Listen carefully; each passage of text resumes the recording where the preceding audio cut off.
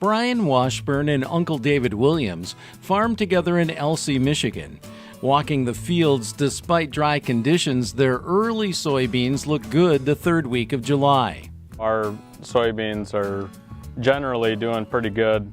These would have been planted the first week of May. Everything that was planted the first week of May looks really nice right now. There are a lot of beans planted a lot later too. These are a group 1.6 and probably expect to harvest them probably middle of September. And in general, our health looks really good. Used a little water, but and compared to other parts of the state, we look really good right now. Part of their 4,000 acres of corn, wheat, and beans are 400 acres of non-GMO Pioneer soybeans. Just something we were going to try different because there's a premium in that market.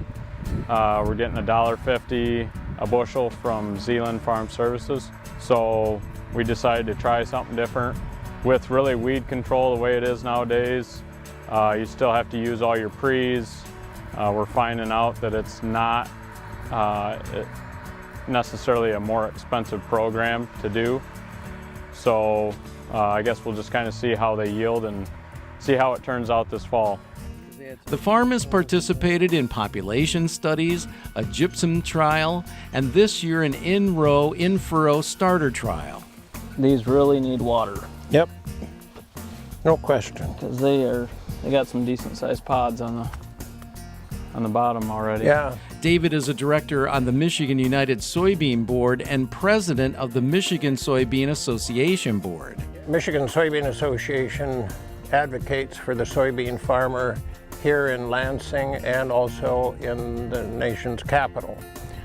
And in fact, last week I went to the Capitol to visit with our state representatives and our senators to talk about the Farm Bill, about the tariff issue, and their investment in market access program and market development program that's vital to our livelihood. The operation was an early adopter of the Michigan Agricultural Environmental Assurance Program. My dad and I decided to participate in the meat program after we spoke with the Shiawassee Conservation District. They were promoting meat. And I think we're on our third verification or second renewal now, and I think that's for a 5-year period. And we have a farmstead system and the cropping system. So I think it's been a good thing. It keeps you aware of what needs to be done. Like we put in a fuel pad. We didn't have one before. And we got some double-walled fuel tanks so that we didn't have any spillage, that kind of thing. And that's been productive for the farm just by using that type of thing. And it's environmentally sound also.